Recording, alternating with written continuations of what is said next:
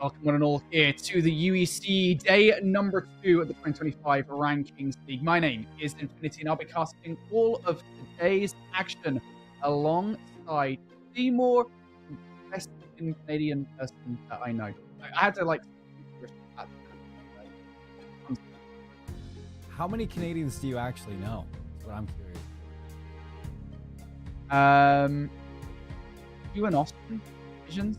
Like, really, it's a good sample size, but I feel bad for Austin at that point. I mean, Austin's a handsome guy. People don't know what we're talking about, but we know. All right, look, we got some Call of Duty Mobile to cast. I don't think it's long before we get into the lobby, folks, for the first match of the evening. I believe that the match All Stars is our first match of the day. Seymour, I think just to kick off today, I think we're expecting closer matches than what we had yesterday.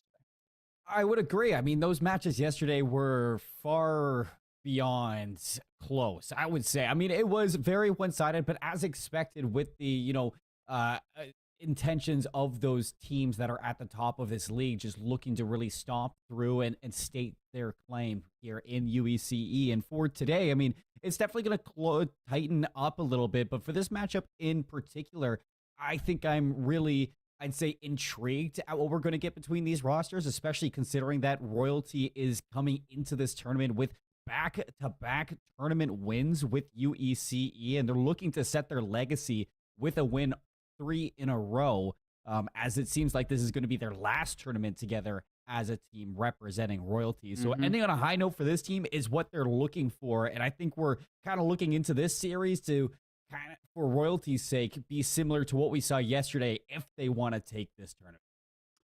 Yeah, definitely. I think we are looking to kind of see names that a lot of people will, of course, be familiar with from SBS.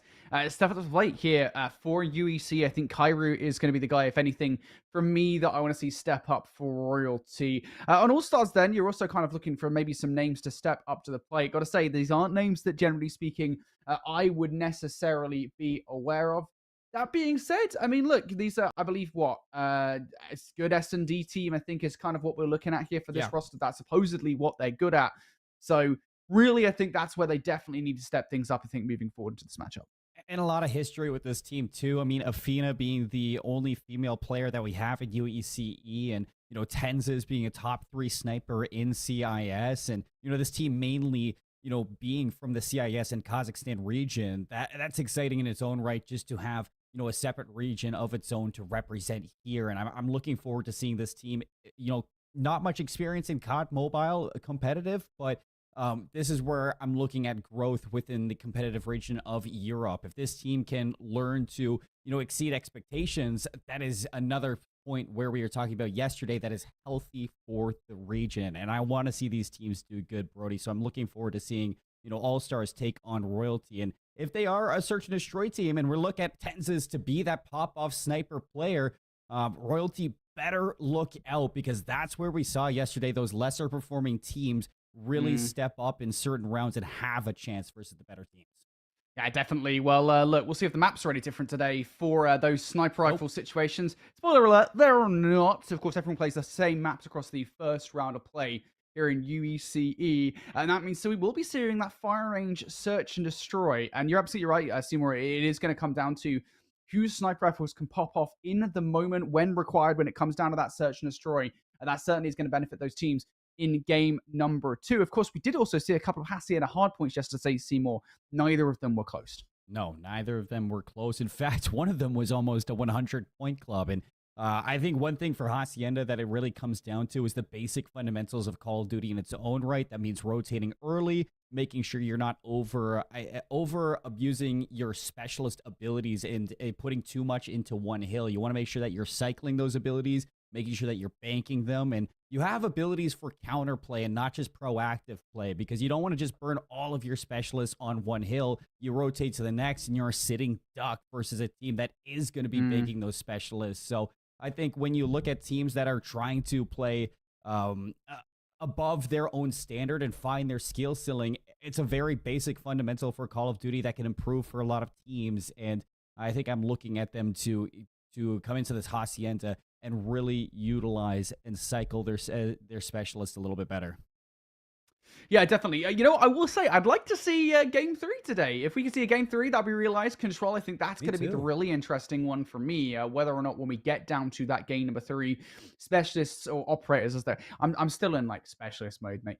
Operators are utilized correctly here in Arsenal control, because if they don't, that can really bite you on the bum. Of course, that is if we go to a game number 3. There is all the likelihood in the world that we won't, given the fact that both of yesterday's matches were 2-0. So we've set things up pretty well here, guys. We've got a couple of matches to throw your way. Of course, just like yesterday, both of them are best of 3. So both of them will be the first matches of Group B. So this is a kind of a moment for these guys, Seymour, to kind of get their first foot forward, their best foot forward, as it were, into UECE for this season.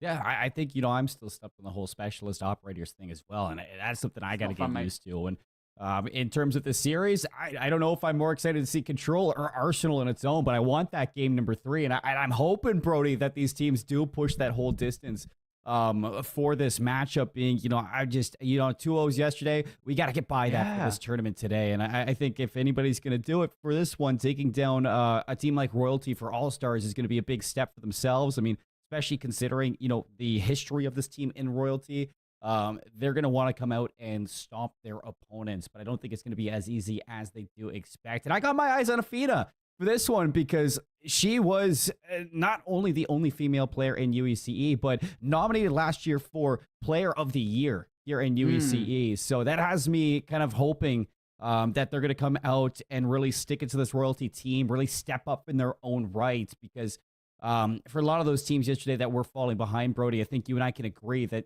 even when they were finding value in the operators, it's when you don't have the operators, when you don't have the streaks, and you really need that gun skill to, rotate early and set up on those power positions. It wasn't happening for the teams that were losing. And I think that's something I want to see from All-Stars, to really try to keep Royalty on their back foot. Yeah, well, I'm excited to get into this game, folks. Of course, this is our second of action here for UECE, and we have a number of things to look forward to. This is just the beginning. We've got weeks worth of action coming up over the course of January and, of course, February as we move forward into playoffs, and this is just the very first step into that journey. Excited to get our first look at Royalty and All-Stars here as we're about to hop into game number 1. It's going to be Hacienda hardpoint once again to kick things off. We got to start seeing early control of P1 for either of these two teams. Yeah, so things going to kick off in the middle. You have the better spawns early if you're Royalty, and you're going to be looking to really set up with that advantage. I have them flipped, actually. It's going to be All-Stars with the better spawns and in for that early time as well. So with that time, now looking to take control of the top side of Hacienda and really block out these rotations from Royalty. But what they lose on is the hill time, and things are going to be really mixy off of this early break. Well, that's a wave of gunfights coming through from Royalty that should give them early control over P1. Nobody deciding to jump on the hill just yet. Probably aware of the fact they're probably going to have to clean up some more kills before they feel like they can actually get control. Finally, now, they do exactly that. And now they need to follow up with those all-important gunfights. Not going to get much time for it, though. All-Stars starting to swarm around the hill. And I think, crucially, here, Seymour have flipped the map in their favor for the rotation towards P2. For Royalty, that is not maybe the start that they wanted on that hard point, even if they do look better for it overall. Well, it doesn't look like they're out of it just yet, as the spawns do flip at that last moment. Now it's going to force player number 3, Frosty, to really go big on this rotation to 2. Going to have 3 members knocking on that door, and it looks like they're good for 2. It's going to allow the rest of the team in from the front. You still have the back spawns if you're Royalty, but this might not be what you wanted. Yeah, for sure. You still got to fight this one from the front now for All-Stars. You got to find those kills. A couple of kills now coming through from Mace. How much more damage can you actually do, though? Now just down to Kofa. And unfortunately, they are going to end up falling. So now All-Stars here, a really good opportunity. We've seen teams do this in the past, where they hold this hill from the front as teams continue to spawn towards that back driveway side. But Zero's not going to have any of it. Comes through for a couple of hills here and actually going to give Royalty a chance at this hill. Yeah, and that's just going to leave that buffer for the lead for Royalty as well. So this is time you don't want to give up. Clean if you're All-Stars. You have a flank coming through, but it's going to be snuffed out by Mesa.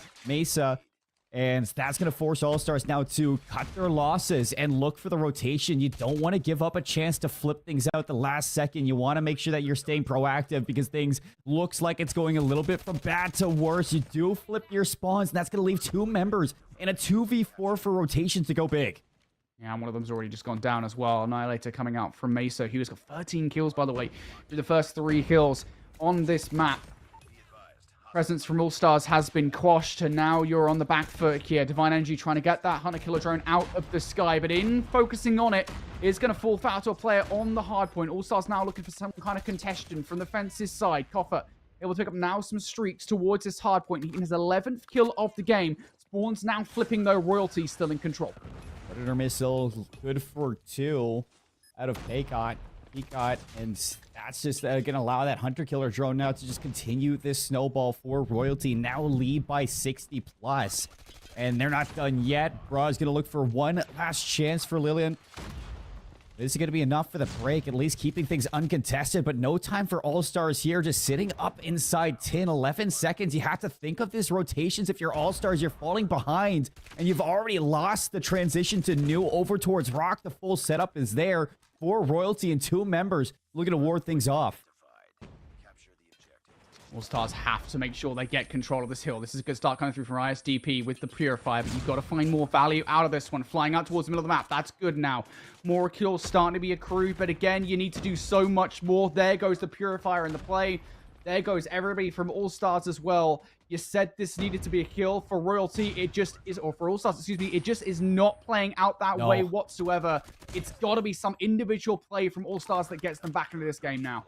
And it's really nice to see that usage of the Purifier, Brody, but then you go a step further and you try to push into open and you leave yourself susceptible to getting shot in the back. The Purifier doesn't come up with as much as you'd like, and now you're fighting for scraps yet again. Streaks for Kayru this time. The Predator missile cutting off those reinforcements inside the hill, allowing Royalty a way back in for the scrap, and forcing All-Stars again to just look at these rotations and try to cut their losses before it's too late. You get one last chance from Shino Mia, but that's going to be snuffed out, and All-Stars, they are reeling for any semblance of control around the map. Yeah, things have just fallen apart for All-Stars over the course of this first set of rotations. They are hoping for a significantly better one. And to be fair, it's not like they're, not slaying in this instance, right? You've got Frosty on 16 kills and Divine Energy on 14. So the numbers are there from All-Stars. They're just not quite keeping pace with Royalty on the whole when you've got literal stars like Mesa at 23 and Pop at 21.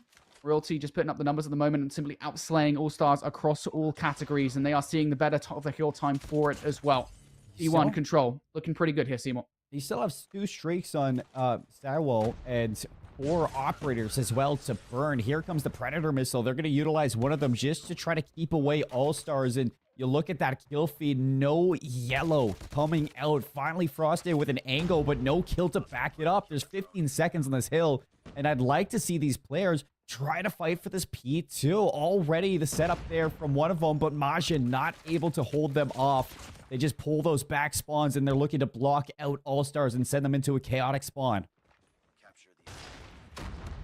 Again, how many times are we going to say it that All-Stars need to get some modicum of control? They're just going to shut down the equalizers before they can do any damage, but spawns starting to stick here for Royalty towards driveway side. More kills now being made. All-Stars removed very swiftly from the hard point, and now they're stuck in that exact same position they were previously. Seymour, they're facing down Royalty, trying to climb a literal uphill battle down the driveway, and they have to use their operators coming through now. The War Machine from Divine Energy just is not there. Royalty are holding them down. Well, Lillian gonna slide in with the prize fighters. Lace a punch for 1, but it's 3 in a row for Sawo.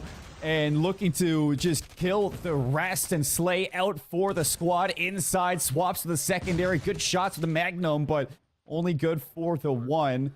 Teammates gonna pick things up. Still 202 to 48. This is a bloodbath for Royalty. Absolutely flawless on Hacienda, Brody. You look at the way the map is, you still have All-Stars in such a deep spawn back P2. You're gonna have to overextend through the fences and walk into the already set up angles that Royalty have for this rotation. All-Stars right now struggling here in this game.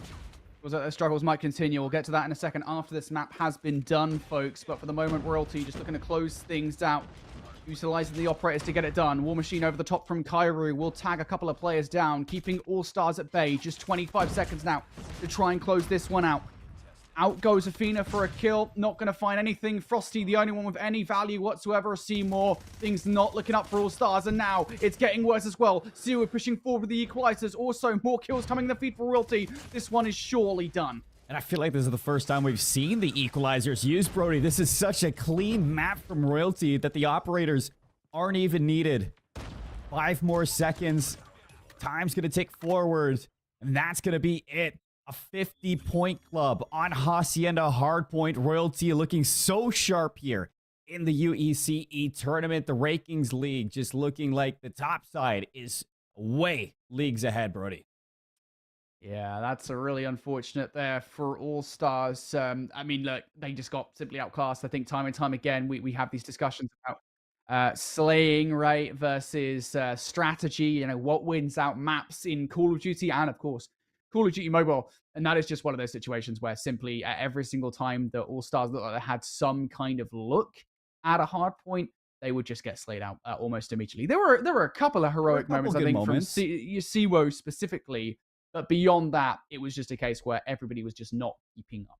And I think it just in that game really bakes down to the fundamentals, Brody, that, you know, we were kind of mentioning towards the start of it. Rotations were lost. You never had solid spawns. You never really had a setup inside of a hard point. And those operators were just thrown out at your will, never really plans for an actual use. And when they did use them, I mean, you're not getting the full utilization. You saw members pushing a little bit too far, overextending, losing them before they really get that full impact. And there's a number of things that really went wrong and could have been improved there for All Stars. I think, you know, we could just shine a good light on Royalty. And what we saw there is, I mean, I mentioned it towards the end of it, they were hardly even using their operators. That was sheer gun skill, sheer skill on the map that led them to that win. Lots of shrieks, lots of advantages for them, and really clean hardpoint when it came down to it.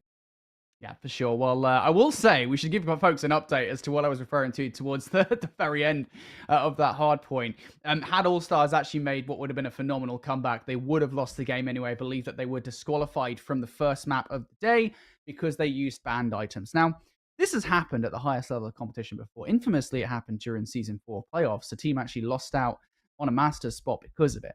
I don't know why we're still doing this, folks. Come on now. Let's just not be using banned items. We know not to use them. I'm not too sure what the banned item was, but regardless, All Stars, if they didn't lose the map by getting pooed on, they were going to lose the map anyway. So now 1-0 down in the series. Well, you know, I was going to use a different word, but I thought I'd keep it PG. Yeah, I mean, I think that, you know, it's unfortunate for All Stars indeed, but you can wipe your slate clean. I mean, you know that map was done and over with towards the end of it. There was no chance at making this comeback. And you're heading to the Search and Destroy, Brody, and we know that this team is capable in this game mode for firing range, though. Yesterday, what did it come down to? Mostly was those first bloods off the snipers. I mean, we saw Glass were just tearing it up in that terms. You saw a couple times where the team that was fighting from behind did make some good plays in terms of, you know, trying to go all in towards a site, but never really truly had their setup that they wanted to. And I think that for All Stars, yes, you can come into this with a game plan and you can look to go get that bomb down and plant it on attack. But if you're not putting some slaying behind that, it's going to be a pretty simple game here for Royalty. And that's what reflected into the hard point, is the slaying impact that Royalty had was just so far beyond what All Stars brought, that this Search and Destroy, albeit I'll say it's never chalked, it does seem like it's out of the realm of possibility. Yeah, I mean, look, this is, we were asking for a competitive map number one, like even more so than what we saw in day one, right, of games where it was, well, just barely over 100-point mark for the teams that lost those games. The fact that we've had basically just over a 50-point club for the team that's lost in game number one does not bode well for the hopes of getting a close Search and Destroy in game number two. So we will be going to Fine Range Search and Destroy next up. I believe we were talking about, you know, who's got the best sniper rifle at the start of the day. And I think that is just so often how if things fall apart for teams on the offense. I think particularly, especially if you're trying to get towards the A-bomb site on Fire and Search and Destroy, there's almost always a sniper player positioned inside American. And if you can't get past that player, you're never going to get control of the site. No, you're never going to. And we were talking about Tenzes for this one. I mean, referred to as top 3 sniper in CIS. Now, I'm not really sure who number 2 or number 1 are, but to be referred to that as high as you are, I would be excited to see Tenzes. And I think that's an opportunity if you're Tenzes to really separate yourself from this team of royalty. And if you can get the better of that sniper battle, at least give some space for your team to take control through mid, or even if you're on the defensive side, get set up towards 10. Get somebody into a spot where you have the information on the cross towards A, and if not, you have an early rotation over towards B to back up the rest of your team. I mean, there's chances here for your snipers to give you that it's more than just kills. It's dominating a portion of the map for the rest of your team to take that space and excel with it. And I think we saw a lot of that from teams like Glass.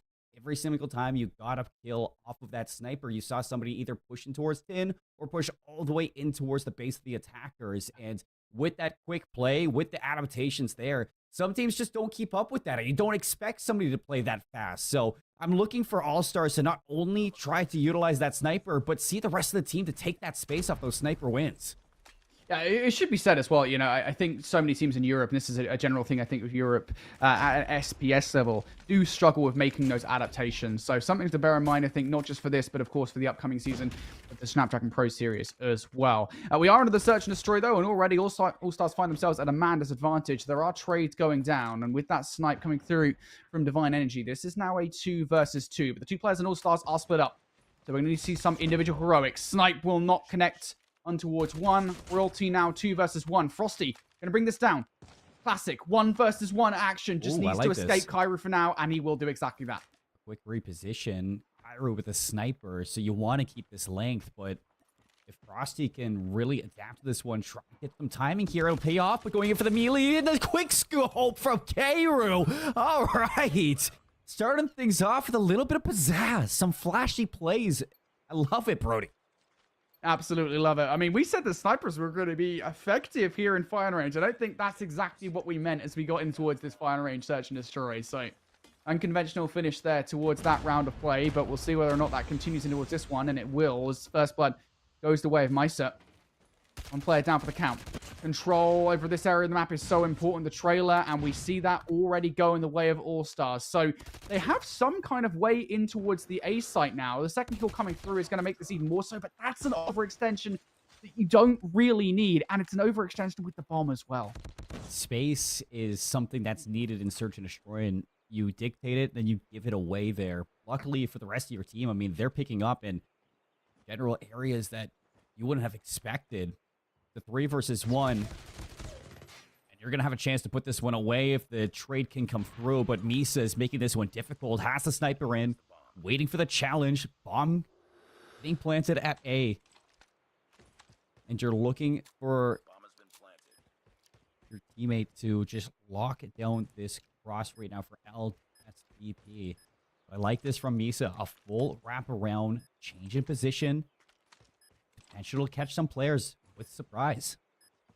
So Misa's actually Turgi, playing out of the Misa name. So now looking at Turgi here for the 1 versus 2. Again, the fact that these players are split up adds a lot of feasibility to this play. I don't think they're going to be quite expecting the push coming through from the left, and no ISDP or LDSP will take them down. So equaling out there from All-Stars. Well played. It is an I. It is an ISDP. It is an I. Okay. It is ISDP. We got that one right. The players, they need to go back to their names listed. Yeah, it would be nice, wouldn't it? Would help us a lot on the broadcast. Trade from Siwo. Is Divine Energy going to get caught from a nade after finding the opening pick? Onto Kairu, winning that sniper battle. That's going to pull these attackers to a halt. Majin still with trailer control. Bottom 10 as well.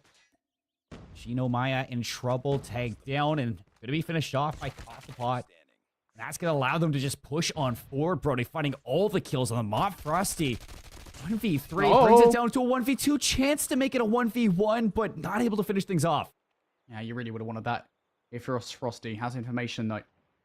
As do Royalty. They know, generally speaking, where Frosty's located. Frosty has to play with that. Comes down for the Chow. Out for the first. Not looking pretty good, so it will escape.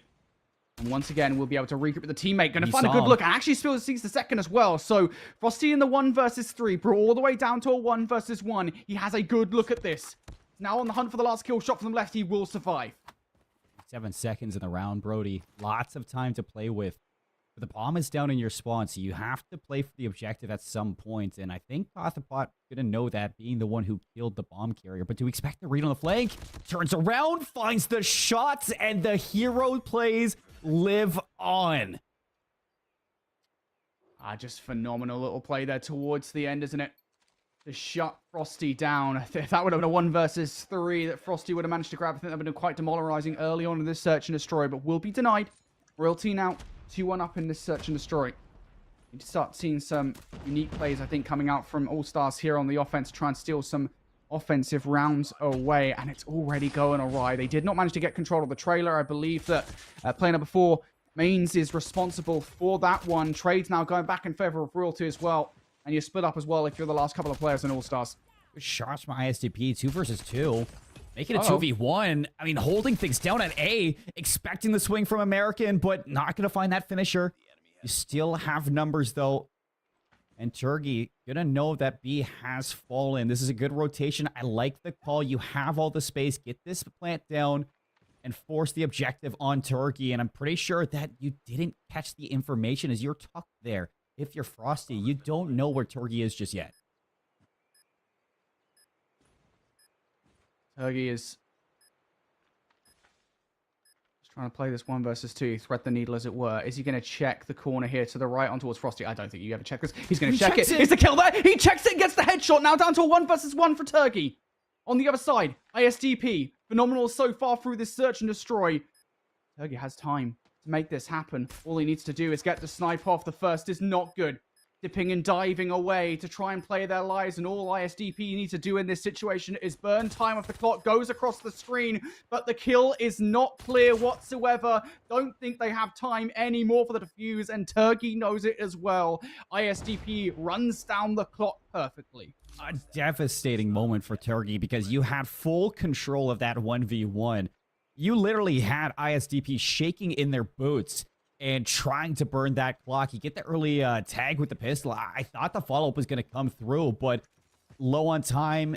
It is just proper S&D fundamentals there from ISDP to play the clock, and that's going to bring things back to an even game. But off the draw, off the break-off, look at the aggression coming in from Gothapot.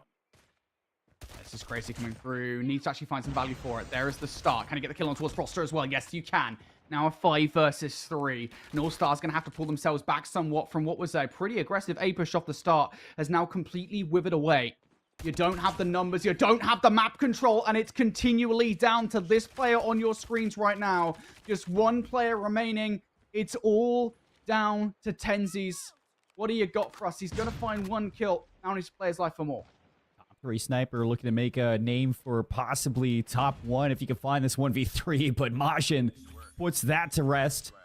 Back into the lead for Royalty. And it's crazy what you can do with a rogue slayer like Gothapot, who has no fear in jumping in. Finds 3 kills that round. Previously had 4, Brody. And I think all of these kills that you found have come for those big game moments from Gothapot just getting aggressive in those rounds. So Gothapot, by the way, is actually War, I think, is the player that we're actually looking on board with that guy. So just keep that in mind moving forward as we move into this search and destroy. But look at this aggression once again coming out from Royalty. On the final defensive round here, they're certainly feeling themselves. They've already started to deal with pretty much everybody from All Stars bar 1. Frosty has most certainly been the literal star of the show for All Stars. Couldn't pull off a 1 versus 3 before. 1 versus 4, question mark? 1 versus 4 would be cool. Highly improbable, but cool. And oh my god, he just makes it look so possible. Chance for a 3rd, looks away. The timing doesn't pay off, and Siwoo gonna close out and deny it yet again. And it's moments like those, Brody, where you see that there's a disconnect in this All-Stars team. I mean, how many times have you had Frosty push into the enemy base and lose every single teammate? They gotta be more aware of these aggressive plays from Royalty and try to catch them off those aggressions.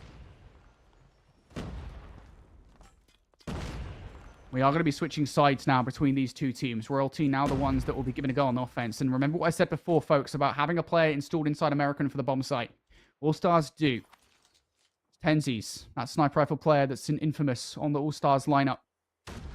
See whether or not they can actually find any value towards A. At the moment, they're not actually really having to. Frosty was getting the one lone player out towards the middle of the map here, but there's the snipe coming through. Tenzi's now going to be down for the count. Turkey responsible for that, and that should be the go button here for Royalty to get the bomb down through the wall. Sewer taking IDSP out.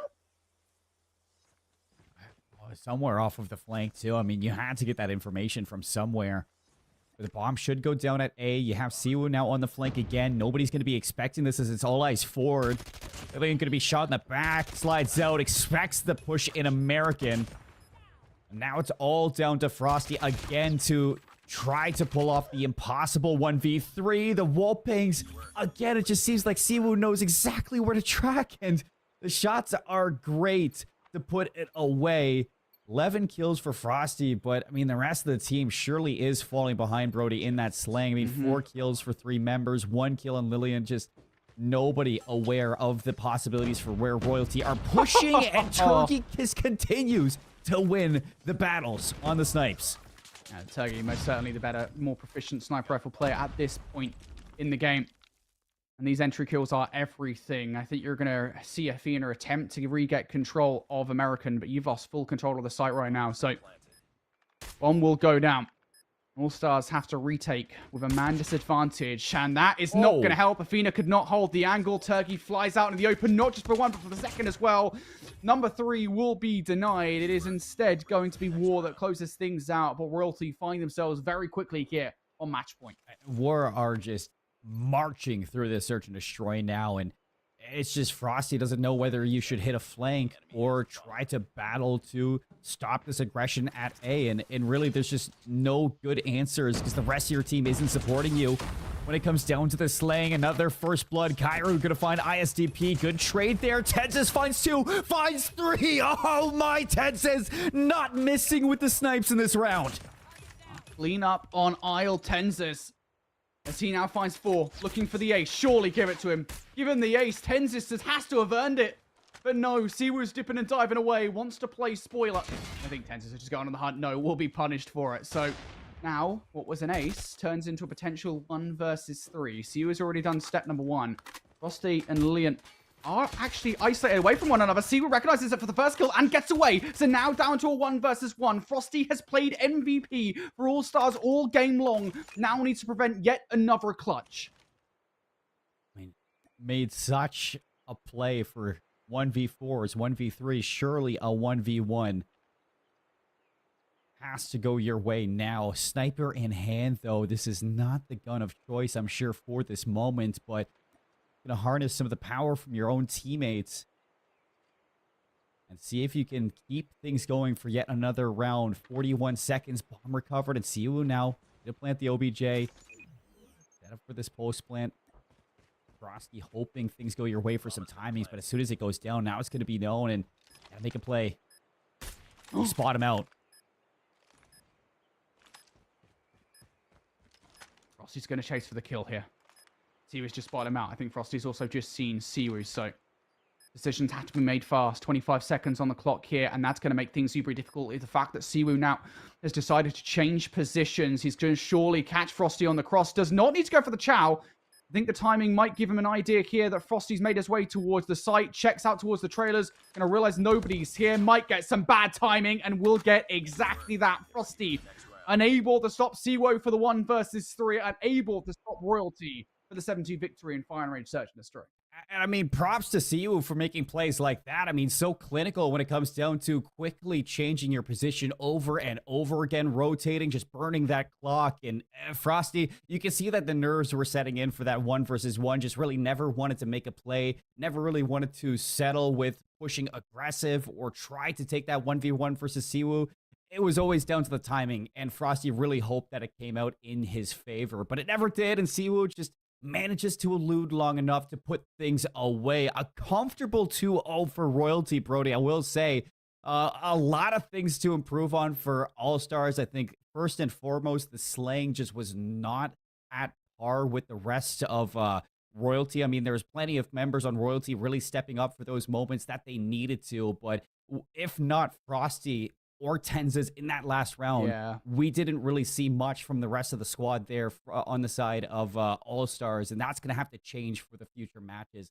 inside of this league. And for Royalty, who come out and win 2-0 in this, you couldn't have asked for a better way to do it. I mean, a stomp just like yesterday. And when you're trying to battle for that top spot here in the UECE, go back to back to back for the three-peats, you want games to be like this. You want to look like you're the top team. And Royalty now putting themselves in the name of potential top team here in the tournament. Group B was certainly a little bit more uncertain, I think, coming into it. I think when you look at like the likes of Glass and 117 not found in Group A, and you kind of recognize a lot of names from the Snapdragon Pro Series. And while that is still the case here in Group B, it is certainly to a lesser extent. We were looking for a team to really stamp their presence on Group B. And it seems like Royalty have done exactly that after the first game of the day. So that's one question answered. How about another one here for you, Seymour? Who's going to be the better team between Severity and Special Suicide Squad? Well, you guys won't have to wait long for the answer to that one, because after this break, we're going to have that match as our final match of the day here for UEC Rankings League. Don't go far.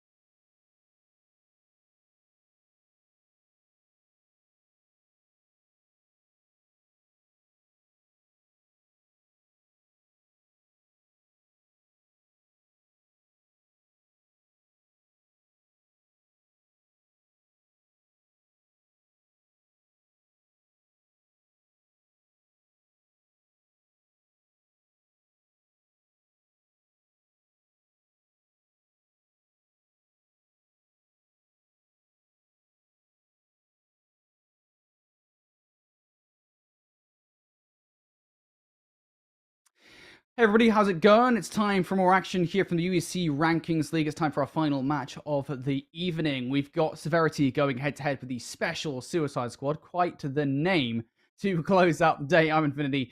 That is Seymour. I've got my directions right today, mate. I'm doing much I better told than I you, was you'd get it yesterday. right at some point, Yeah, and you it's did it. crazy. I I've just am got to proud of you.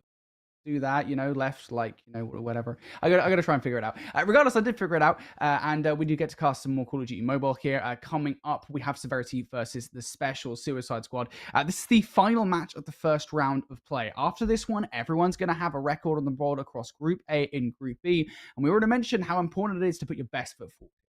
Yeah, and I think for both of these two teams, there's a lot to kind of decipher over this I'd say series, because I mean every single series we've seen from now has been a stomp, and for these two teams, it's quite an unknown on whether they're going to perform to the same caliber of the teams we've seen before, or really struggle to match up against each other. And again, you kind of have to throw up the idea of, do you want to be the one who stomps, or do you want to have those close matches? Because right now it seems like if you're not in that position to come away with this match one with a 2-0, you're falling behind in comparison to the top side of the leaderboard for these groups. And it leaves you a little bit worried when you walk away from these matches, considering the disparity in skill that we've seen so far, Brody. But I'm sure both of these two teams want to come out with a win, and I hope that we're going to be getting that map 3 as well that we've been ever so waiting for on Arsenal Control. But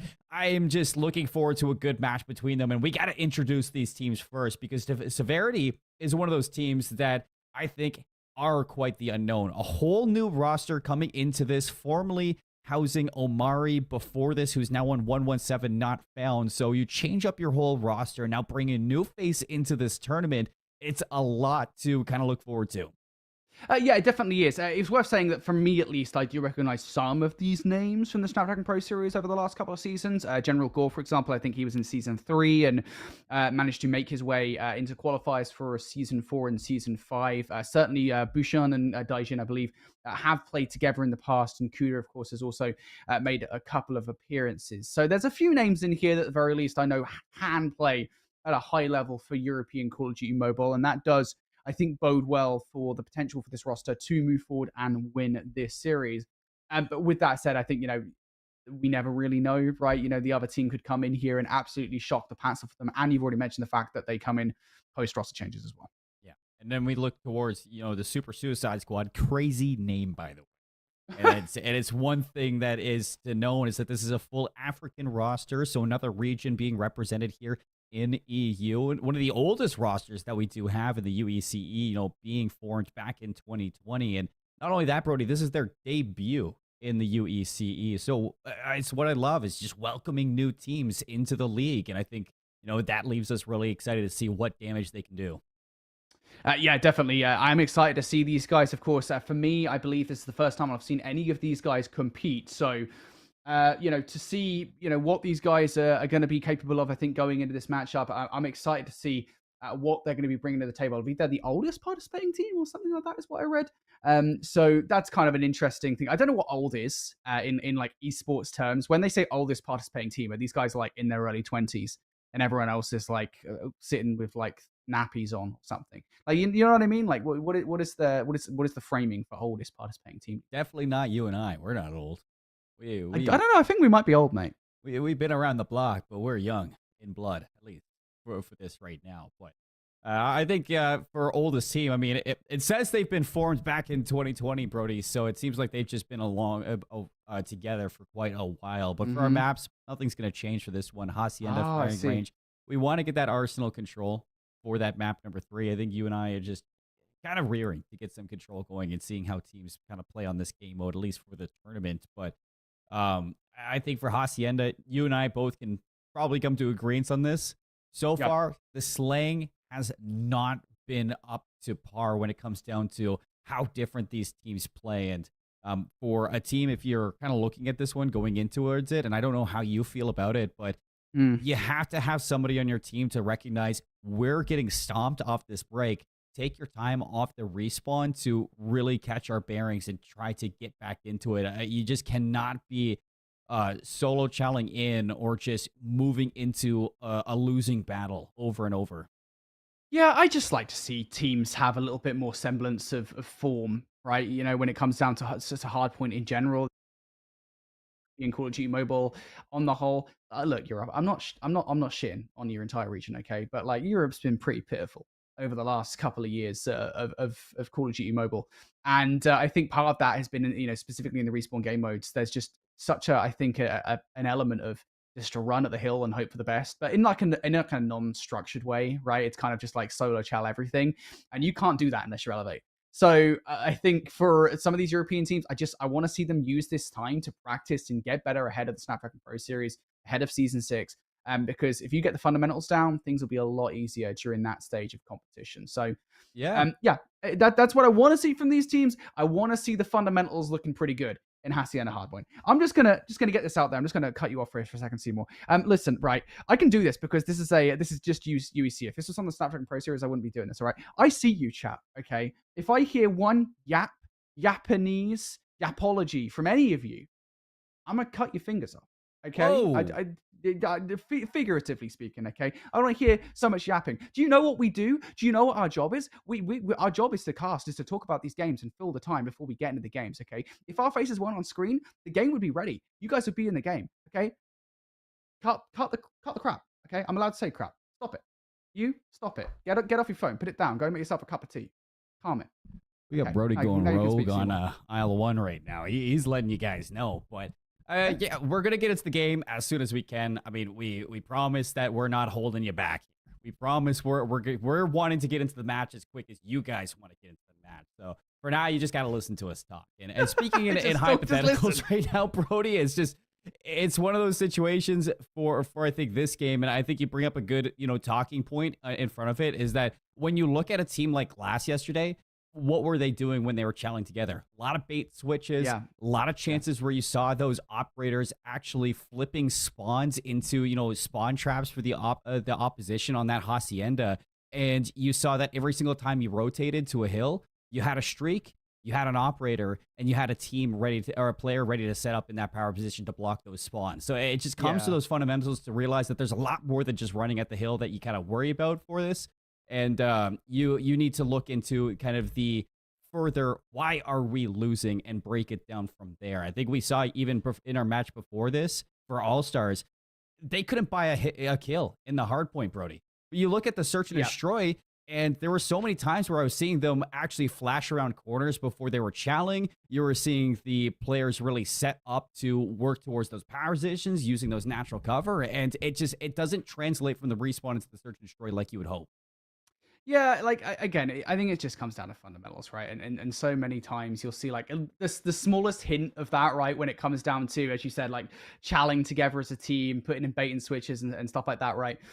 You can definitely feel it when a team has got like at least the smallest kind of elements of fundamentals down, and that generally is enough to kind of put yourselves in a really winning position in these games. Um, Outside of that, though, I don't know, dude. It feels like a lot of the time we're just watching these guys run at each other and hope for the best. And obviously, additionally, that we have that kind of element of like whoever uses their operators better will more often than not win games. That like a good war machine, or even better, a good equalizers can decide a game of Hacienda Hardpoint. We'll see whether or not that will be the case, because guys, you don't have to listen to us talk rubbish anymore, all right? Because here in just a second, Hacienda Hardpoint is about to get kicked off, right? So all you guys, you can feel a little bit of catharsis in chat because these guys are about to shut up. No, we're not, because we're going to be talking over Hacienda Hardpoint for another 10 minutes here. So deal with it. Yeah, we'll be in the game here in just a second. Is what we're trying to say. I'm just as excited as you are to get into the game. Seymour, it's time. Severity versus the Special Suicide Squad. Our final match of UEC Rankings League Day number 2 is about to get underway. Chat, chill. We're here. We got it. We're going on. It's Severity, SSS. This is going to be a fun one to watch and break things down. We got Mantra in the hill right away. Early nades come through. Lots of damage. And it seems like the break is actually warded off from SSS for now. Severity getting a good chunk of time off that early break off. Unfortunately, they've lost those spawns, Brody, so they have to be aware of this one. It doesn't look like Bouchon's really in an area to back up the rest of the team, at least at the high ground. For now, he's holding off this hill. Yeah, this is a good start coming out from Severity. That's 20 points going their way. There is some kills coming through from the special suicide squad. So this is a good start for them to maybe try and fire some back. That smoke's going to give them a little bit of room to move around the hard point. Unfortunately, the one player that was inside Shrine will get cut down by Bouchon. So now Severity will be back on through.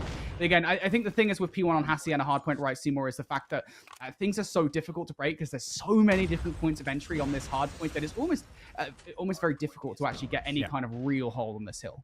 No, even if you want to dictate that pace from the high ground, there's just not much you can do in terms of holding it. And you see this for SSS, is that they managed to actually get stake into the new hill. Unfortunately, they've lost the kills in behind, and now they're facing a pinch from the front. So the break's going to come through from Severity, now looking to hold on to things. You imagine that sooner or later, those operators are going to come online. And if you're SSS, you don't want to be the one trapped in the back spawn.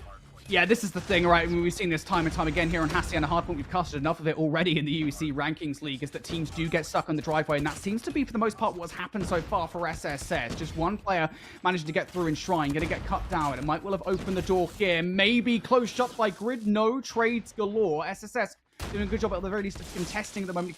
Severity away from the hardpoint just as quickly as we say it. A couple of kills now starting to come through from Severity. They do momentarily move the special suicide squad from the hard point.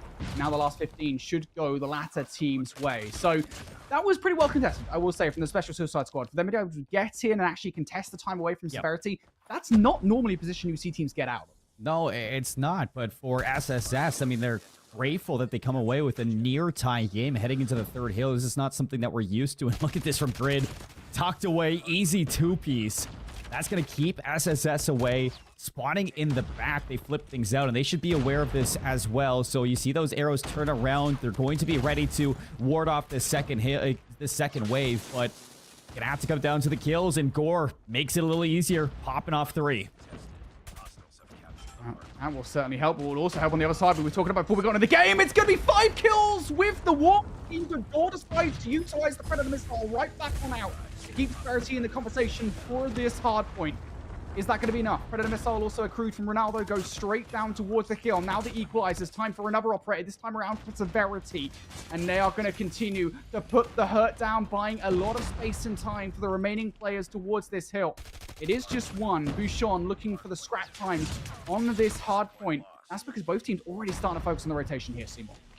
Tempest for Gore has some assistance there. Grid gonna pit 2 on rotation, and trying to get through this Tempest going to be difficult as seen on screen.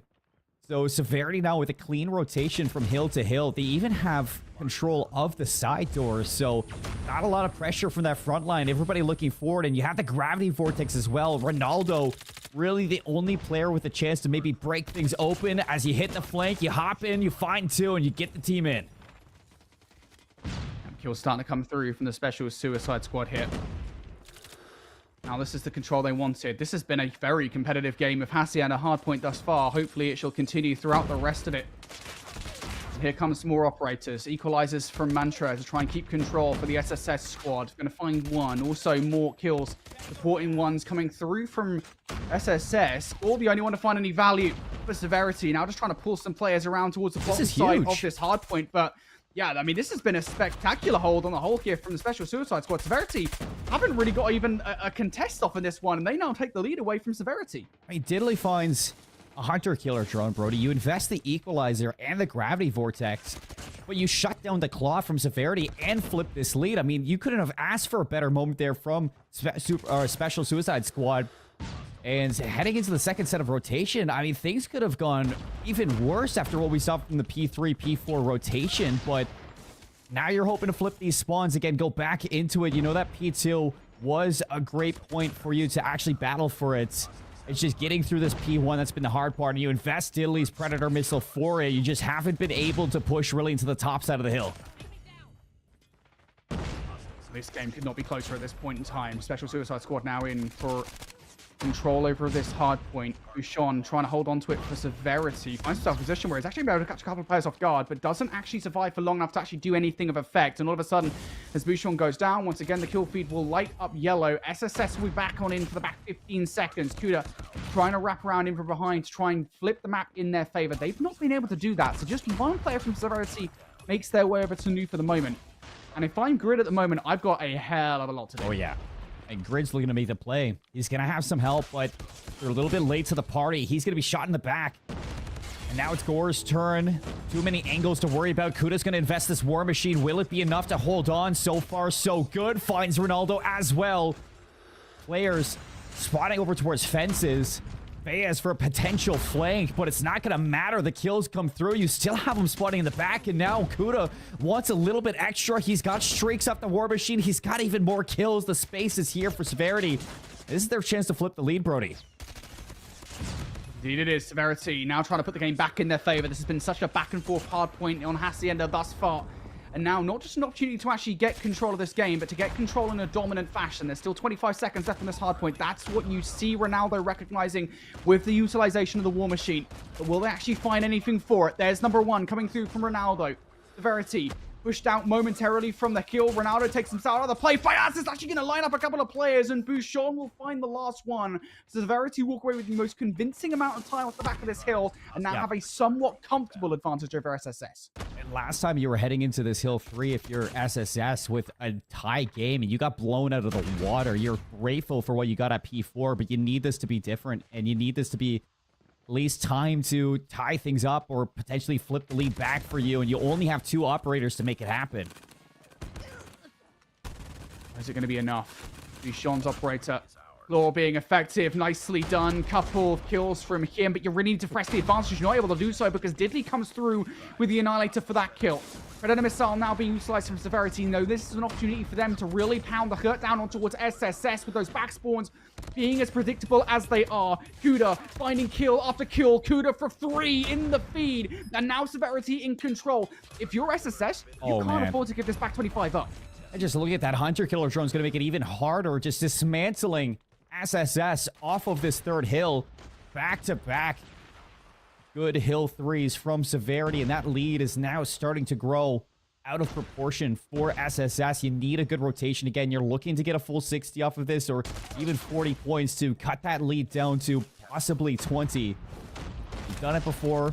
You know you can do it again. Mantra with a huge win through the middle of the map. Quinn's dad looking to lock down this rotation. Shuts down Grid, but not before Grid finds 2. That's going to allow the team in, and Gore takes full opportunity off of that, paving way for Severity to find a break. Severity again. They've slowly but surely built themselves a massive advantage over the last few hard points here, Seymour.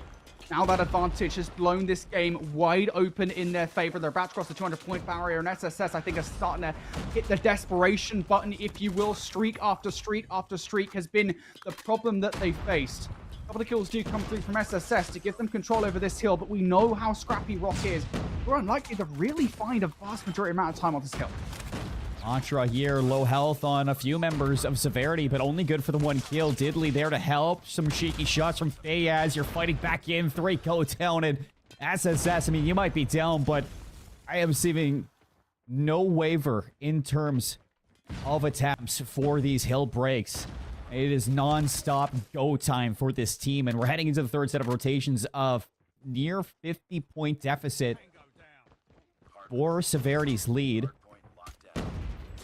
And for SSS, I mean, so far, I mean, you're trailing, but you haven't been too far behind for these setups, Brody. You know, you fix a few things, you try to get into these power positions a little bit more, stop giving up these streaks to these players of Severity, and your setups will be a whole lot better. Severity still in that massive advantage. The Tempest, it feels like a new addition to the operator pool for these players. It's had an extra bullet put in the magazine, or whatever thing you can call it. And, well, they will pick up a couple of kills for the back of that. So Severity now in control of this hill. You don't, generally speaking, see a lot of time like this go the way towards any team on P1 and Hacienda. With that said, Severity are garnering a lot of time. SSS have got to be careful about the amount of time they're actually giving away at the back of this one, if they even really have a choice. This time is going to go Severity's way, but SSS should be in control of Nu. War's going to be here. And you play Punisher to this whole map grid alongside you, but Shine goes big. Still a 1v1, and Kuda's been unstoppable. Diddley with the Annihilator lands the shot that you needed. And those spawns so separated for Severity. Player towards fences. He's going to be locked down. Predator Missile from Kuda's going to be invested for this one to try to take the players out of the back. Allow for numbers now for your team, but Diddley's doing a great job at holding this hill from the inside. looking for kills through the wall. Going to get shut down by Fires in behind, but there goes Fires as well. Ronaldo will invest the War Machine for it. Again, you can really feel the desperation here for the Special Suicide Squad. Kills going through. Just one more inside the stairwell to deal with. That's Kuda. And Kuda down for the count. Big last 30 seconds here for the Special Suicide Squad. You can consider this scrap time, and you've got to consider the rotation towards new. They can't afford to lose either. So you can't win here if you're Severity anymore, but SSS, you can tie this game up. And you've garnered some streaks. Streaks have been implemented for this hill alone just to hold on to it, but you can find some kills on the exit, and now Quinn's dad has that hunter-killer drone on rotation. You can see that Diddley trying to make the play to lock things down, but Bouchon's the only one there for Severity to worry about it. Bouchon's gonna find 2, 3 go down. And now Kuda with that hunter-killer drone. If you read this properly, you can catch some of the members of SSS off. This is going to be a photo finish for both teams to walk away with it.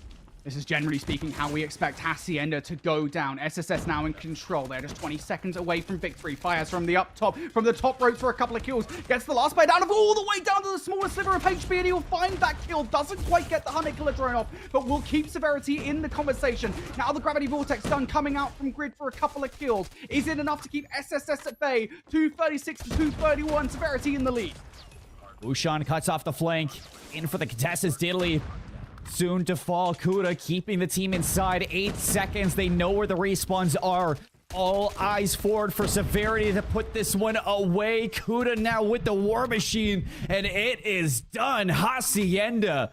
A bloodbath between Severity and the Special Suicide Squad. But Brody, at the end, I mean, with the lead that they had, it was only one break needed. Fayaz goes huge. Kuda comes away with the War Machine just when you need it most.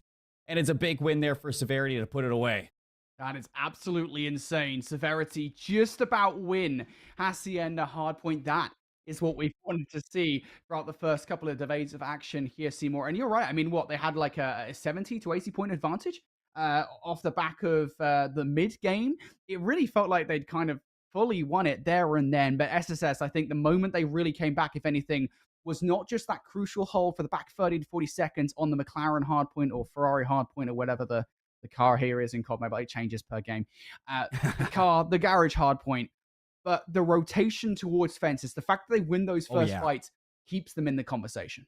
And there were so many moments there where you thought that SSS were going to get it done, but I mean, P3 was really the bane of their existence throughout that first rotation and the second rotation, Brody, because there was, I think, both times a 40-second gain from Severity on that hill alone. Yeah, the P4 was good in that first set of rotations for SSS, but there were so many times where you would look for that rotation, but you would lose the battles, and you just were never able to truly battle back. That P2 over in the third set of rotations that brought you back. I mean, that's where you thought that Special Suicide Squad finally cracked the code on really how to hold a hill, but they overinvest everything just to hold onto it. And then that rotation to P3, it's Bouchon and Kuda to make the hero play to cut those rotations from Special Suicide Squad. It sends everything to a frenzy.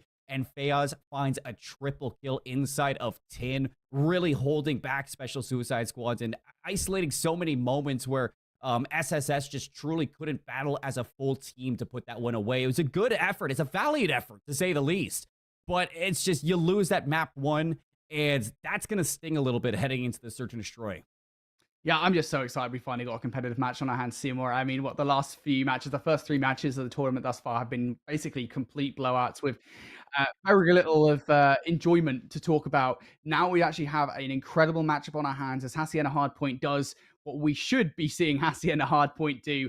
But for those of you guys who want more Search and Destroy action, it's not that far off because we do have a Fire and Range Search and Destroy coming up. And now I'm wondering, I mean, do we see strats coming out from either of these teams? I mean, we're already seeing some deeper gameplay in the Hacienda Hardpoint, so surely we see that here into the Search and Destroy as well. And that's not to take away from teams in the past for this map. I mean, we've seen strategy. It's just execution has been where it falls flat. So we're looking to see if this team can pull some depth into this game and execute properly. But Gore's going to find 2. Nice slide out from Bouchon for nothing. Brings us into a 3v3 for a moment, but Grid on the flank. Looking to see if he can catch this by surprise. Grid has help as well, so he isn't on his lonesome for this play. Shrine and Winsdad just trying to back themselves up in towards the corners of the trailers. The idea here being set up a trap to spring onto Severity. Severity, I don't think are going to bite, though. Of course, they're the team that are on the defense. And now that those players on the Special Suicide Squad have moved, all it takes now is Kuda with a well-placed shot to actually capitalize. Will not be able to. The reposition is good, though. We'll pick up the kill. Surely not the turn and burn. The shots from Shrine not good enough to put a stop to Kuda as he closes things out with a couple of snappy snipes. I am just enthralled by all the sniper play that we've seen today so far, and that one in particular was disgusting. Kuda almost gave it up, and unfortunately Wrights is wrong with the kill onto Shrine, but the second one was disgusting. Nade spam out, Faz going to be caught, and look at this from Diddley. He's actually going to take that space and fly for this one, try to find two, takes down Gore, and has completely flipped this map with control of American. If you take down, I was going to say, if you take down Bouchon here as well, I mean, this is surely around the SSS, and it absolutely is. I mean, how about that for what the heck? A clinical round for the Special Suicide Squad? They just totally overwhelm Severity at every single turn. Just completely obliterate them at child's play there in that round. That is a brilliant response coming out from a Special Suicide Squad. It all starts with just a simple nade spam, and look at that from SSS. They're looking to do it again, this time over towards B. They've backed up Kuda. He's got the sniper out, still good for one. Can you get two? That would be the cherry on top for this hold, but it's allowed for the rest of your team to reposition, and Grid is tearing them apart in the B site. Yeah, and I love this as well from Bouchon on the flank. He's going to be able to catch a couple of players off guard. There's the first. Now just down to Ronaldo. Can he match his namesake in skill? No, unfortunately, 1 versus 3 denied. And, you know, we were asking whether we were going to see kind of more high-level play out of these two teams. It feels like the answer is resoundingly yes, right? I mean, the set nades off the start of these rounds looking pretty good here. Even kind of the reactivity of these players in the moment, you know, off the back of these first few plays, like we saw from Severity there, really does split the difference between these guys. And we're seeing these same kind of plays once again. Set nades off the start, responded to by a sniper rifle play from Gork, who finds 3 in the round. Surely not number 4 as well. The 4th will not land. Shrine takes him down. But there's the reaction almost immediately from Grid. Just Ronaldo now isolated for the 1v3. Another 1v3. Spots the player inside the trailer, slides in, makes it a 1v2. Minute 32, but you are trapped. Isolated between both members. And that bomb is down, so even if you leave the trailer, I mean, you just can't hightail it over towards B. And I'm sure both of the members of Severity, they know this one. It's really up to Ronaldo to make the play. Kuda's not going to budge, and I don't expect Bouchon to either. So you got to take these fights. You got to take them with confidence, Brody. I will say the problem for Severity, if there had to be one here in this play, is the fact that the last 2 remaining players are split up. Despite the fact that they've got themselves up in a kind of crossfire position, Ronaldo takes one of them down. There is a chance that they get away without hope for a trade. You know which fight you want to take, and it's going to be the one without the sniper rifle, but Kuda misses the shot, won't miss it twice. And puts away another one for Severity. 3-1. Off of winning their gunfights alone. And I'm not going to say that there isn't strategy, Brody, but I'd take away the strategy and just more say this is confidence from SSS behind that nade spam. They want to hit this heavy. They just have no adaptation if it falls flat. And you can see that if they don't win their gunfights, they slow down and they're trapped. SSS now on the offense here. Trying to get aggressive. Shots through the wall. Will not be enough to connect onto another player, but Fias is already down for the count, and this is full site control from SSS as well. Severity shaken. Totally rattled away from the site. They had no American control whatsoever. So now has to be a 2-2 split. The latter of which has fallen apart. Grid and Bouchon on the flank, not able to produce anything of real note. So now Kuda and Gort. One-dimensional retake coming through from American side. And you have to make sure you get trailer control. Kuda and Gore, both sniper players. Can you pull off the improbable with this one? And Gore's already find one. Kuda's going to miss the initial shot. This time, not able to connect with the second one and leaves Gore alone. And as much as you want to believe that these snipers can land collaterals, double kills, triple kills, anything over the moon, Brody, it's still a tough sight to break with just a sniper in your hand and numbers disadvantage. So SSS finally going to pull back and stop that bleeding, get around under the board, and now to tie things up. 3-3 at the half, the flip sides. That's exactly what you're looking for. It has to be said as well, this is fire and range search and destroy. So the more rounds you take away in the offense here, the better. So SSS already walking away with a couple is good enough. If they can walk away at the half with 3, would be huge.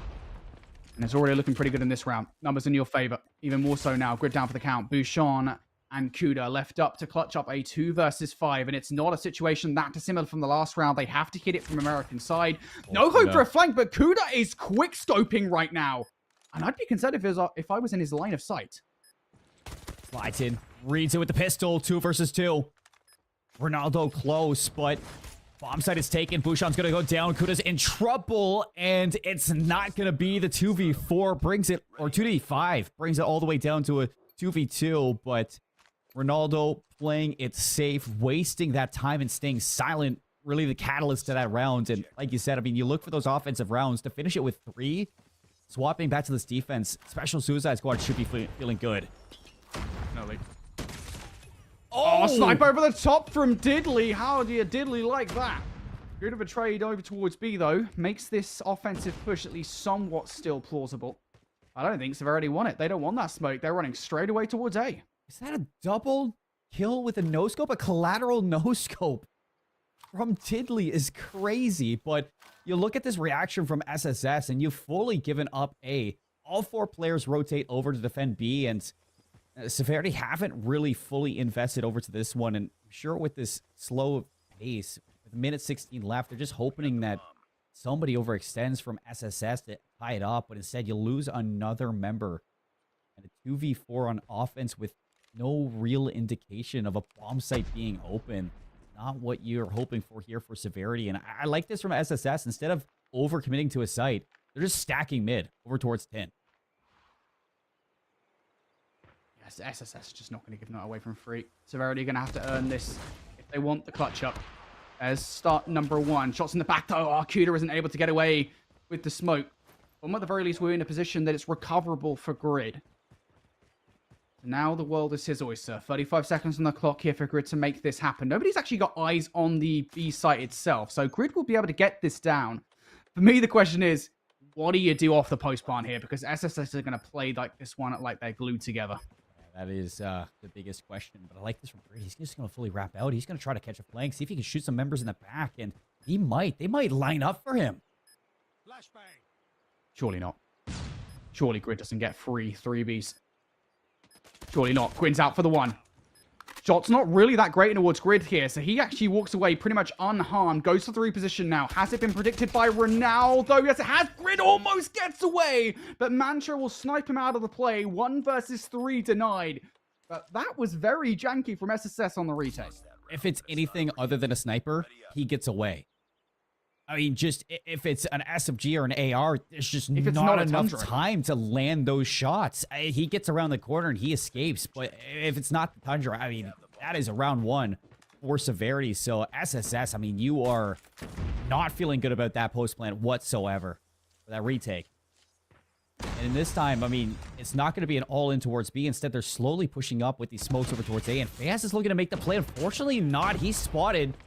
Thor's there to trade. But again, you're just not making any progress to these bomb sites, just giving up kills for free. SSS right now, just waiting patiently for the moment to strike, and there is yet another one. Severity down in numbers once again. SSS are playing so well as a team at the moment. Severity just do not look that well put together whatsoever. Gotta try and find a way in towards the B site. Again, it's the same situation as before, right? Where SSS don't actually have eyes on the site. They should be able to get the bomb down, Severity. But it's what happens after that bomb plant that's the question for me. Well, we've seen that so far, Brody. Numbers doesn't equalize a win for SSS.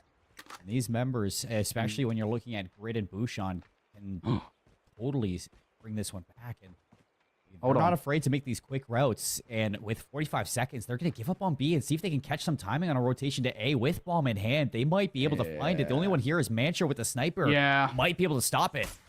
Yeah, they were not quick enough to stop SSS from rotating back towards American. They could have done that. That would have been nice, but I think the fact that SSS regained control of American gives them control of the round. Good effort from Severity. Unfortunately, just not fast enough. And if I'm honest, I think it was a little bit brave to do, given the fact that that rotation takes as long as it does, and SSS have proved a pretty reactive squad. That rotation, not enough to fake them out.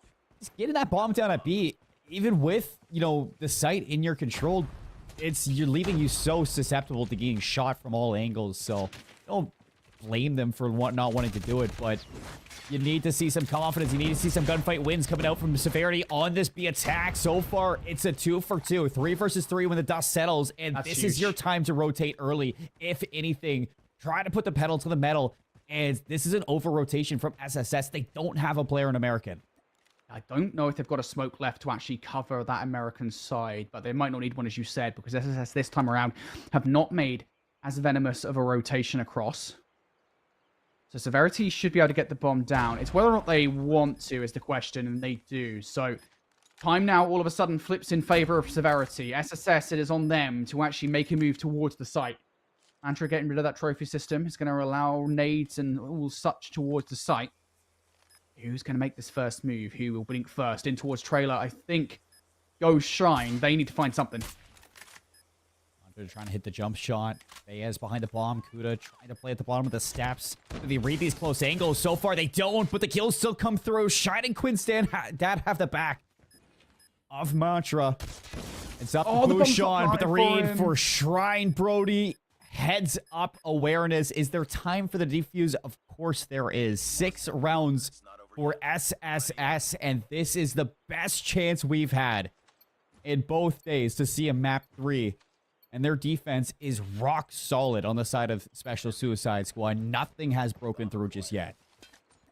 Dude, Severity, I mean, they're getting close to clutching up these situations. Even that one was a bit of a weird one, I think, from Severity. Now straight head first towards the A site, and, well, you'll make it a 3 versus 3. Good kill, an important one, I think, as well, to take down on towards Mantra, but there are still nades to be had for SSS. Night one over the top will take Gore out of the play, and the bomb plant, I gotta admit, it's a bit of an audacious bomb plant. The coverage from Kuda isn't really there.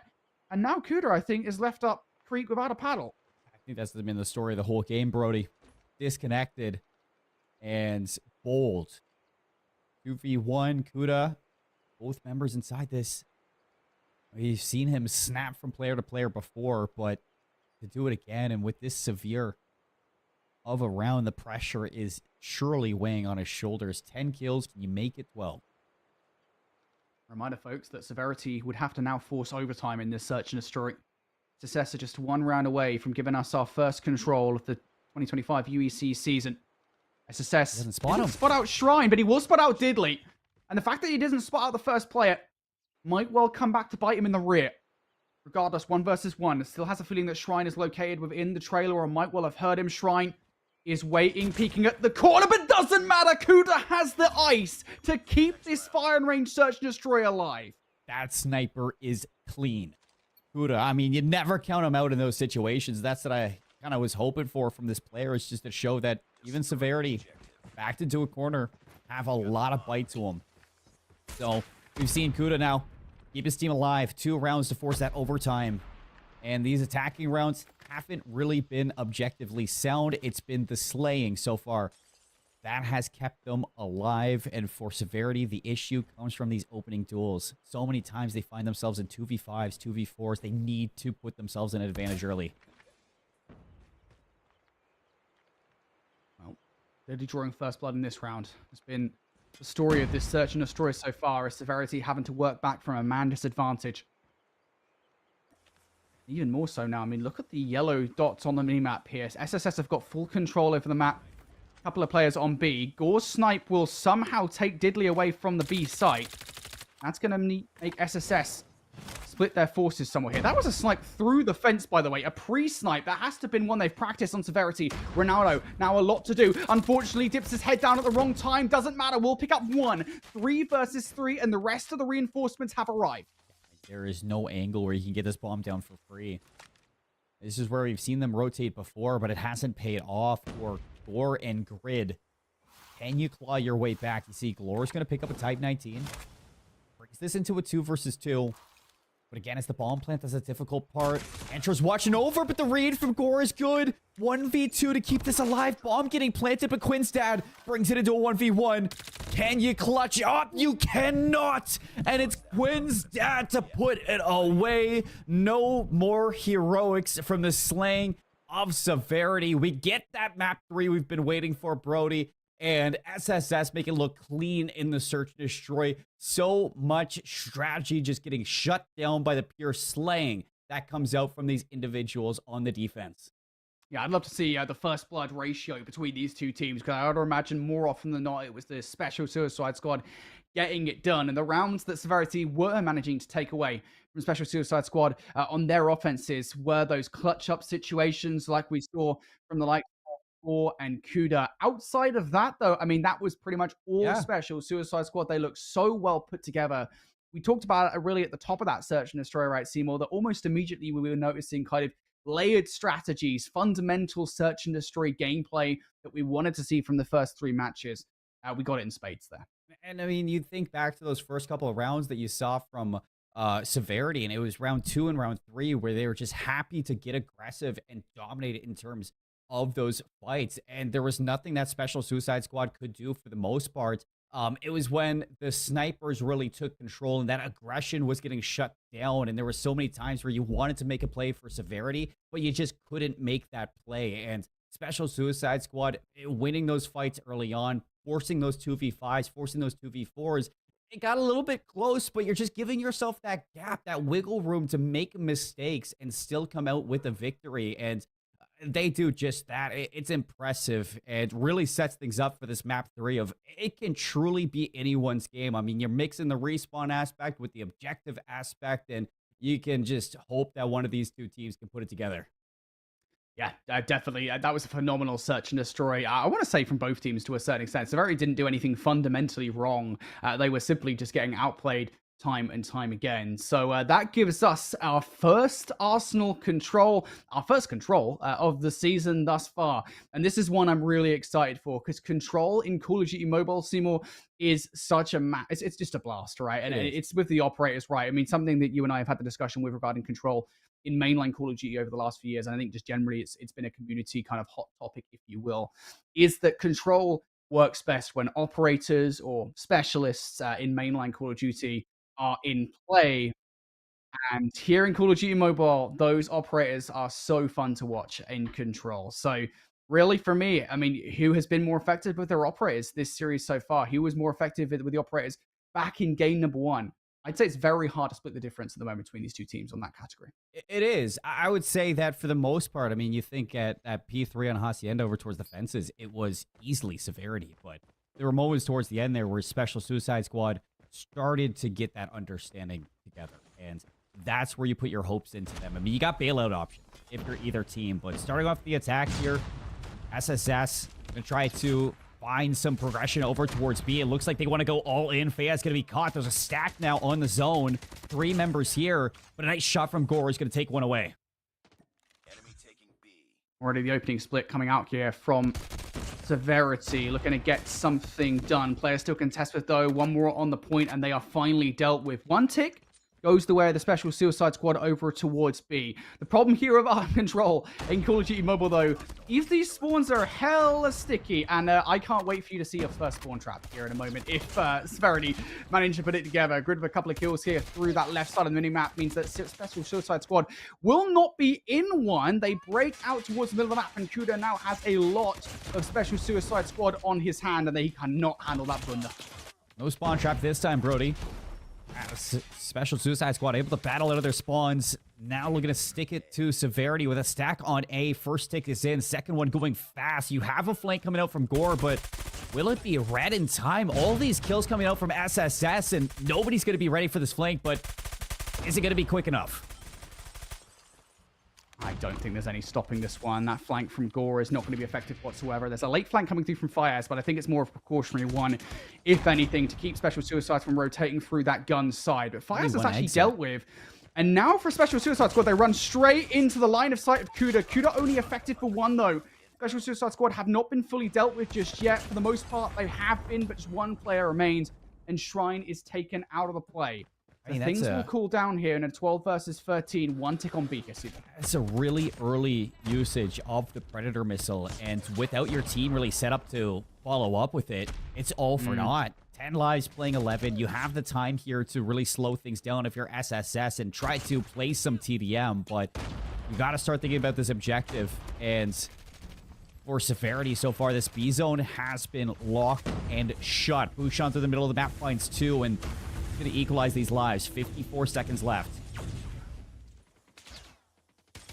Severity now looking for a way to put a stop to the special suicide squad. A couple of flanking players perhaps to do something. Nope, both of those are going to get shut down. So Severity now to the final 5 lives.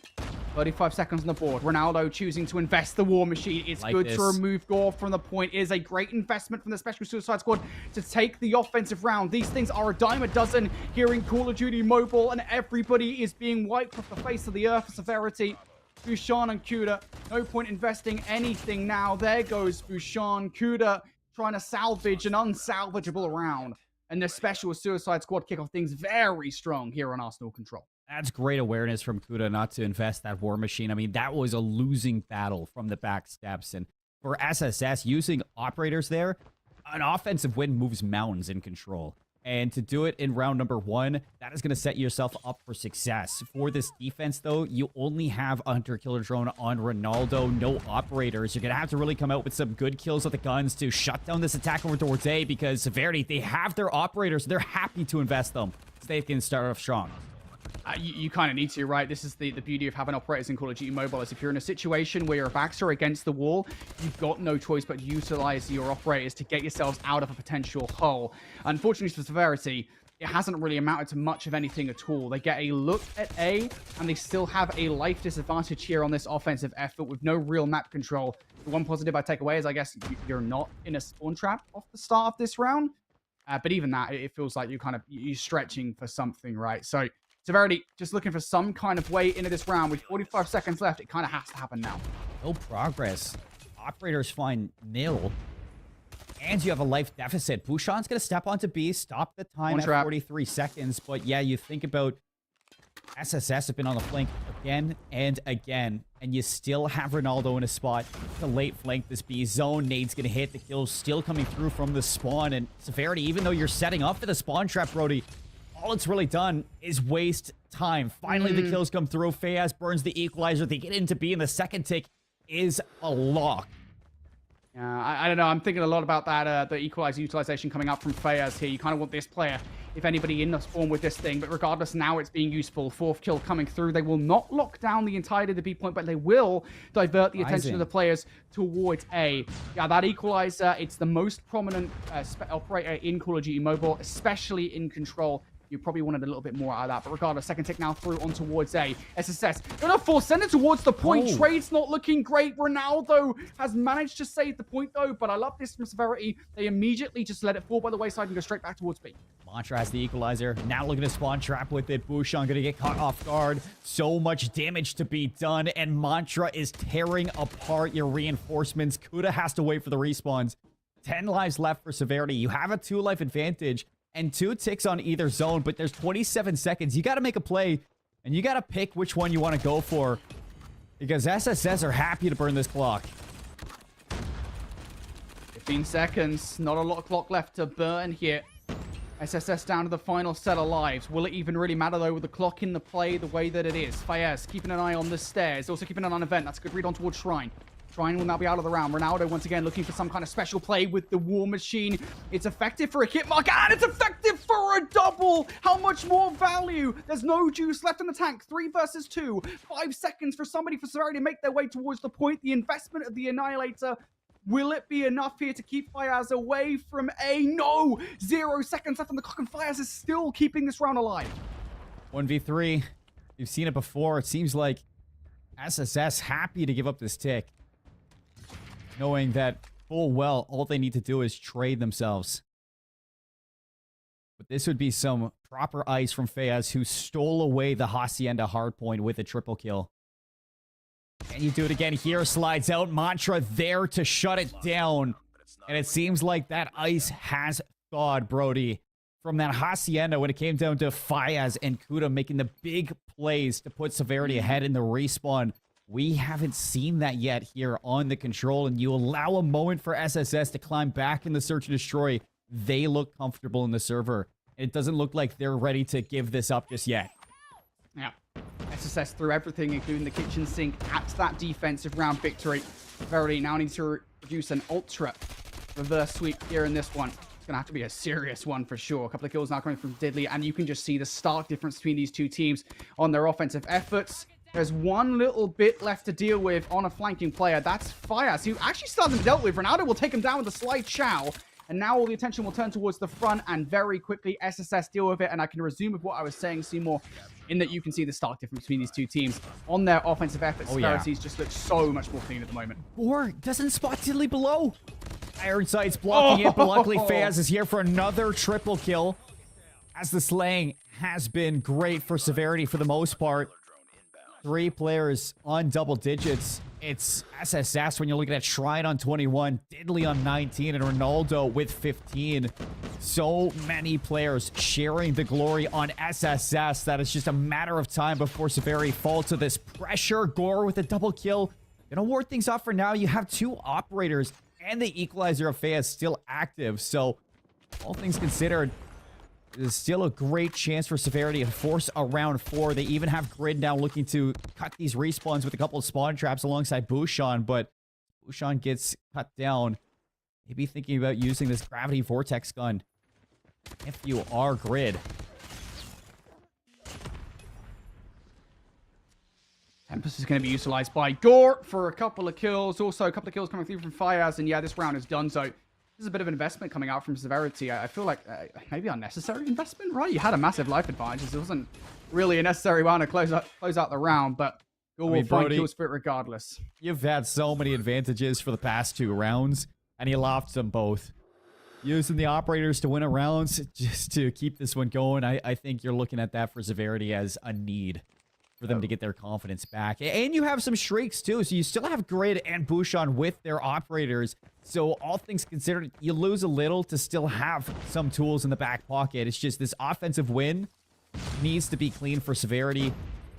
Over towards B is where they went last time. It was snuffed out. This time, it's going to be a 1 versus 4 for pressure early on, and Bouchon is here to find a few kills, but he's going to be cleaned up by Ronaldo's War Machine.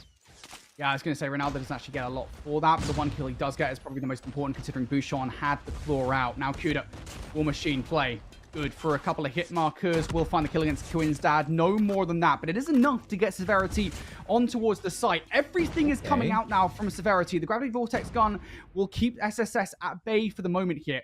A 3-stack coming through. Second tick not that far away. And you had Fiaz watching the cross. Bouchon, excuse me, watching the cross. Fiaz will pick things up where he left off.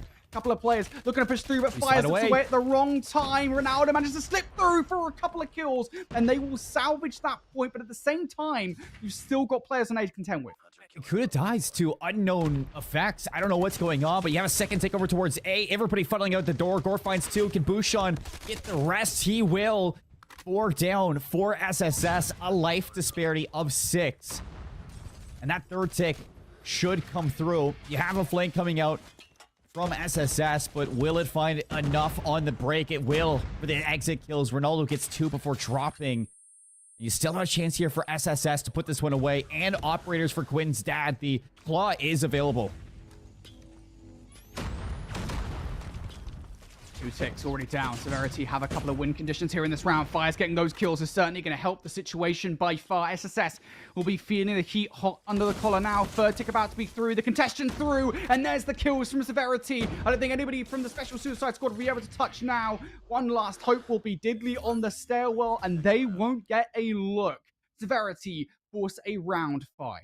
And this was expected. I mean, it's not like Severity were getting stomped in the first 2 rounds, Brody. I mean, it actually feels like Severity are winning when it comes down to the slaying in those early rounds. And it's translating now to the later ones. Quinn's dad on 5 kills is just unacceptable when you're looking to steal this series away for SSS. If he can step up, especially with this claw, his team is a shoo-in for taking this map. But you have to see some heroics here. Hunter Killer drone from Fayaz, Predator from Gore. Lots of streaks burned, but it's to keep them away from this B zone. 1 tick already through for the Special Suicide Squad. Gore trying to salvage something, not going to be able to. So SSS still hanging about the joint here. Pfizer's Hunter Killer drone will do some damage. And of course now the equalizers coming out to play too. They've been shut down. The Predator missile from Gore will come down, but it won't quite clear house. Ronaldo is still here most prominently with the War Machine, and he's finding value off the back of it as well. Seymour, a couple of kills, but not quite enough to get that B zone all by his lonesome. Killer invested from SSS. Now for the Tempest score, expecting full onslaught at B. He's going to slide in behind, has some help from Bouchon. The Tempest is good, but he's shut down. Faz now. Can it be enough? Ronaldo. Last one standing. He's going to draw 57 seconds. That tick doesn't come through. It's going to be depleted. And look at this from Grid. He's in behind. They have no clue. Yeah, but you got to get players inside the spawn trap. This is something I talk about very often with these spawn traps. You have to actually get the kills to get the spawn trap going. Him. And they are not worried about it. So will the players in the middle of the map here from Severity actually do anything about this 1A? Slowly starting to go the way of the special suicide squad. It won't be long before Grid might have to be recalled here towards the point. He will get the kill against Diddley. So now Diddley is the one in the blender. Big kills coming through from Grid that will slowly chip away at the life advantage for special suicide squad. But while that's happening again, those players have not died. So A goes their way and they just need one to get B. This could go very wrong. And it won't. Diddley in trouble. It's a 4-on-4 for the side, and now Grid can go even bigger. Fortunately for Diddley, finally his teams are here to back him up, but it's a 4v12, Brody. To steal this one, it would be a breakdown for sure, but it just doesn't seem like it's possible. Severity are here to take the win for Reverse Sweep in control. Couple of kills through. Is it enough, though? Fire's really starting to force the issue. Quinn's dad to stop that reverse sweep. They know where he is. It's all about formalizing the occasion now. Quinn's dad trying to keep this game alive desperately. 1 versus 9, brought down to 1 versus 7, and a gravity vortex gun to close out the game and the series. As Severity win this control 3-2 and will end the day and the week 1-0. That was a banger, Brody. I mean, I was expecting things to be a little bit closer, but I didn't expect it to be as close as that was. Incredible from both teams, but I mean, towards the end of it, I mean, you saw that Severity in Hacienda, they were out slaying Special Suicide Squad in so many facets, and it is exposed in the control as well. I mean, even rounds 1 and 2, I feel like it came to some important heroics at a Special Suicide Squad to close out those rounds. The investments of the operators as well helped out, but as soon as that third round comes through and Severity is able to just shut them down on defense, it was a complete shift in momentum, and they never let go. Grid in that last round for the spawn traps. I mean, it helps them out for the 4-on-4 for the sites, and I mean, Fayaz just popping 3-piece after 3-piece. I mean, I don't blame him for being the MVP. 36 kills, and they were clean ones at that. And for the other side, I mean, you gotta feel bad because there were so many moments there for SSS where they potentially could have stolen that one away, especially in that third round, but it's just being outslayed. And Quinn's dad, I mean, walks away 12-23, but heading into that last round with only 6 kills, you can obviously see that there was a little bit of a disconnect in terms of that 5th member. And I'm sure in future games for SSS, if Quinn's dad steps up in that slaying, it's a different story. Yeah, I mean, honestly, dude, that's so unfortunate, I think, for SSS. The fact they start as strong as they do in that final control, right? And I mean, they looked so indomitable. I mean, I even said it, right? The fact they managed to take the offensive victory away in round number 1 in the way that they did, that's so important in control. And to let that fall apart, I think is so unfortunate. Because again, you know, we talk about fundamentally in this series, their search and destroy looks phenomenal. And I think fundamentally in the respawns as well, I mean, they seem to have their operator usage down to a T, especially in control. I mean, I keep on, you know, pooing on the European region, and I'm trying not to that much, but it has been, I think, a consistent issue where operator utilization, when it's necessary in control, has been a problem. And so to see it, I think, work well for these teams here in UECE is promising for Europe. So that's it for the week 1 of action, Colin. Any final thoughts here, mate? Yeah, let's put some spotlight onto what we have seen so far, Brody, through these, I guess, match 1 of UECE. And so far, we got some teams that really stand out. I mean, Glass making some roster changes heading into the UECE. They look phenomenal. I mean, untouchable to say the least, especially in that search and destroy. I mean, they were outslaying, they were outclassing their opponents in their day 1 match. That I think they're really going to be probably one of the hardest teams, if not the hardest team to take down. I mean, Royalty today definitely going to try to make some noise in that column, see if they can steal that away, but it's not going to be an easy one. Same with 117 not found. I think yesterday we really saw that 117 not found in Glass. Both are looking like they're towards the top echelon of this one, but It's going to be so fun when we see these teams like clash at the top side of this group, because I think for Europe, yes, you're right when you say that we are looking for that talent in Europe to really kind of elevate this region when they do get to hit the international stage against North America or APAC. And I think that for what we've seen so far is that with a league like UECE, I mean, this is going to be some great talent just battling against each other to get better, and we're really going to pick apart who's the best. Yeah, I really love what I've seen so far from Europe in the UECE. Looks like things are improving. Can't wait to see what the rest of the season looks like. Unfortunately, you guys are going to have to wait for the rest of the season. Of course, action will return once again at the same time as usual next Monday and Tuesday with the next couple of matches from UEC Rankings League, Group A and Group B, respectively. So make sure you guys tune in once again for that one, and stay subscribed to both this channel and the Twitch channel for all the action for UEC. For now, thank you so much for myself and Seymour for casting these games today, for tuning in and enjoying us to a certain extent. We'll see you guys next week for more action.